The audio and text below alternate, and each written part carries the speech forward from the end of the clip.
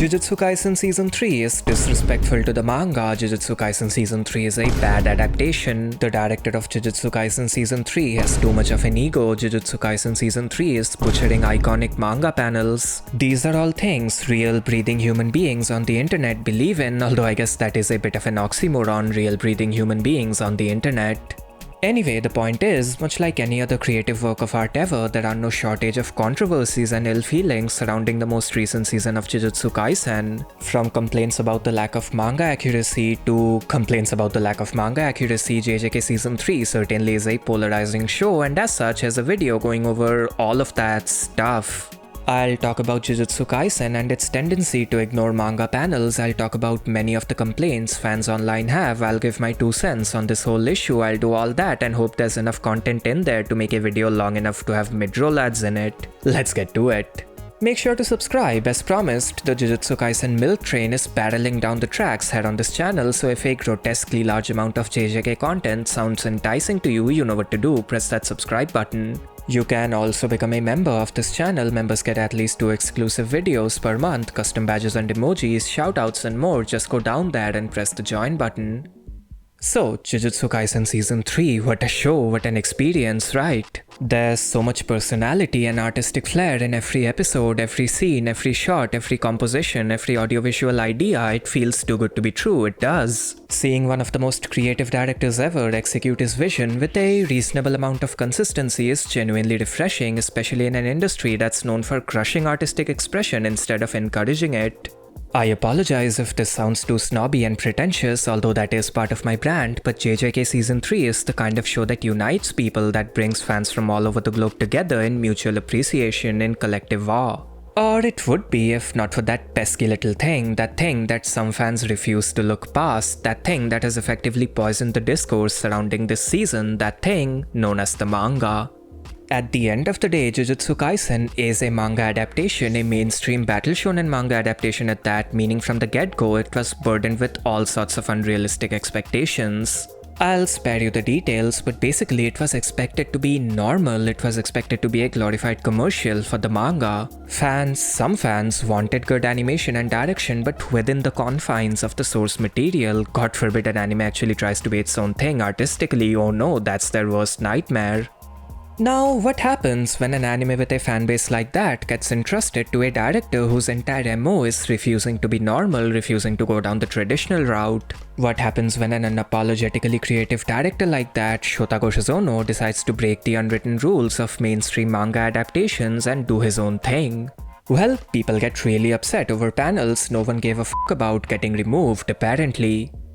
Jujutsu Kaisen Season 3 is an art enthusiast's anime, not saying it's inaccessible to casual viewers, but at its core it's made for people who are passionate about artistry. Like it or not, it's not made with mainstream fans and or marketability in mind, and why would it be? Jujutsu Kaisen might be a mainstream IP, but it's made by nerds, and I mean that in the best way possible. The animators, the director, even manga Gege Akutami himself, who's a bigger sakuga enthusiast than half of Twitter, there were nerds involved in every step of this production. Is it really that big of a surprise that the final product reflects that? It shouldn't be. Even before I address fan complaints, and trust me I will do that, I need to get this point across as clearly as I can. Jujutsu Kaisen from a production POV is made by nerds, and that includes the mangaka for nerds. Again, like it or not, that's just the way it is and there's nothing you can do about it. Here's the thing, if you are a fan who's caught off guard by how bold and unique Jujutsu Kaisen looks, there are basically 2 paths you can go down. You can either whine and bitch on Twitter and Reddit till the cows come home, or you can open your mind a tiny bit and try to engage with this work of art, try to appreciate the artistry, and hey, maybe even offer some criticism that's more than just this does not look like the manga, therefore it's bad, that's the path I'd personally recommend. Sadly, we as a fanbase aren't that artistically progressive yet. There are a lot of people out there who think the words different and bad are synonyms, people who expect their anime adaptations to simply convert the format from PNG to MP4 and call it a day, and when these people are presented with an adaptation that refuses to be that straightforward, they just spontaneously combust, really, they blow the f*** up. Now, credit where credit is due, the mainstream discourse surrounding JJK Season 3 is a lot better than the absolute show that was Season 2. At least modern fans know stuff like this and this and this is really well animated, it's just that they don't agree with it stylistically, which is a personal preference thing at the end of the day. That, to me, is a lot better than labeling creative idiosyncratic animation as bad and or unfinished, which is what fans did back when Season 2 aired. Yes, the progress isn't massive, but we as a fanbase are heading in the right direction. Complaints about the lack of manga accuracy is a lot better than complete cluelessness as to what constitutes good animation. And speaking of complaints regarding the lack of manga accuracy, let's finally go through the many gripes fans online have with this adaptation. Who knows, maybe I'll even agree with some of them, I won't. Anyway, let's jump into the pseudo-anime manga comparison section of the video. Like I said earlier, a vast majority of the complaints surrounding JJK Season 3 revolve around the lack of manga accuracy, and as such, let's talk about the changes the anime made to its source material, mainly from a visual point of view. Broadly speaking, there are 4 different kinds of these changes, each eliciting a different degree of outrage from the fans. Let's go through them in order of significance. The first type of change, and the least significant one in my opinion, is the lack of manga panel recreations. Basically, since every single episode of Season 3 so far has been storyboarded by the insanely creative Shota Goshizono, who refuses to use the manga as a storyboard, most shots don't really look like their manga counterparts. The anime compositions are a lot more spacious, dynamic, eye-catching, unique, and to be very honest, better. Kege Akutami is a fantastic artist, but when it comes to framing and compositions, Goshizono is in his own tier.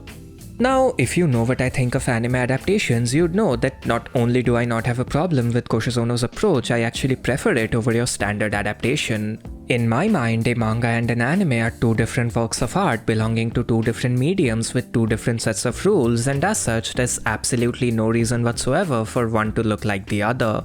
Look, it's called an adaptation, not a recreation. Regardless of how good the manga is, I don't want to see the same thing twice. I don't, and I fail to comprehend why anyone would.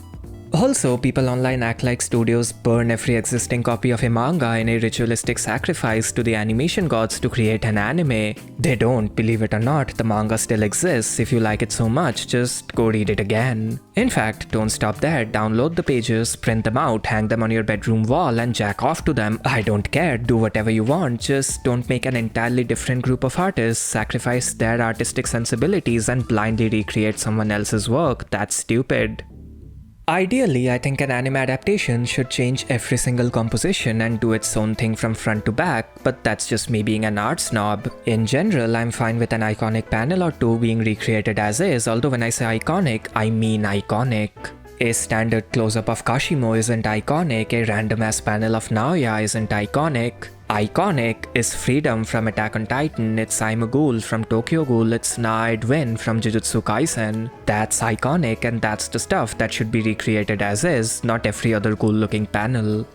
Now, one of the most prominent arguments against this opinion of mine seems to be, oh, if the director is so creative, why isn't he making an original? Why is he directing adaptations? And to that I say, he is. He is making originals. Did a Jujutsu Kaisen anime exist prior to this one? No? That means it's an original anime, right? It's the first of its kind, therefore it's an original, I rest my case.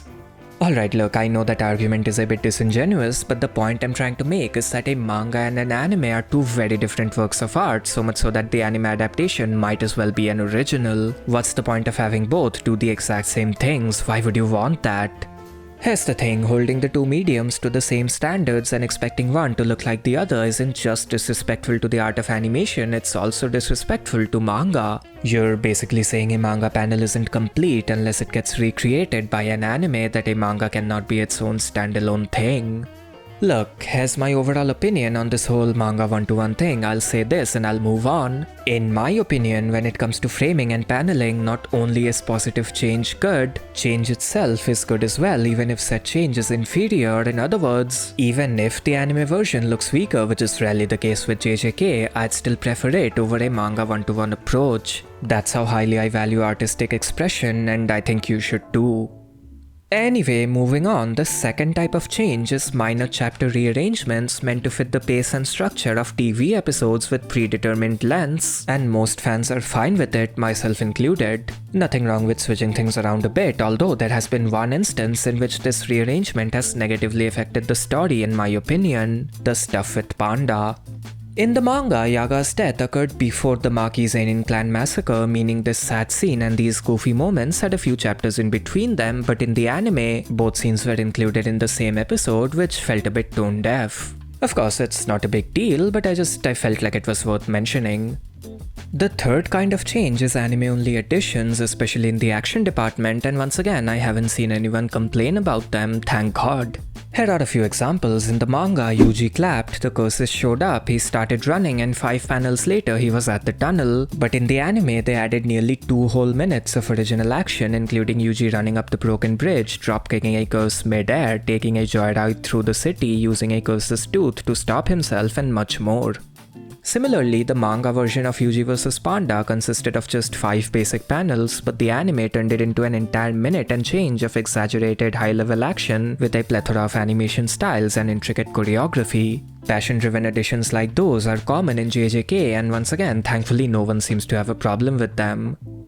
The fourth, final, and most significant type of change is where a scene is completely transformed from the ground up. This goes beyond changing compositions and adding stuff, the scene is recreated altogether in a different image. Not only is the visual aspect altered, the thematic component is as well.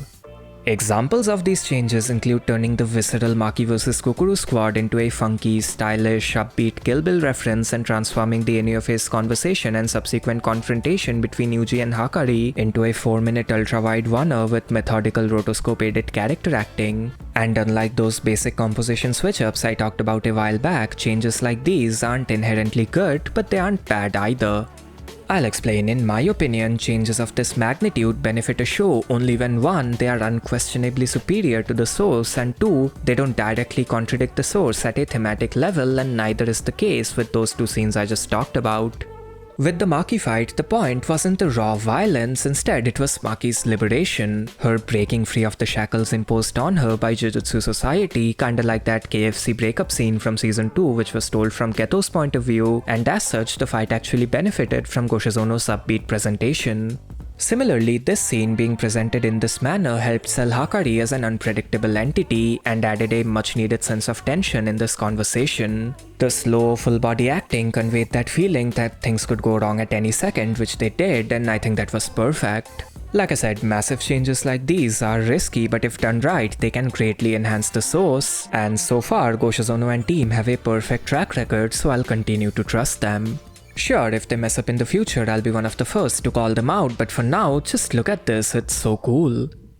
And that's it, a bit of a random one, but given the sheer amount of bad faith anti-art opinions circling online, I had to get around to this at some point, might as well do it now. Hope you enjoyed. And that's it, a special thanks to Nude03, Amir, the Callus90 and Shiki-san for becoming tier 3 members, and until next time.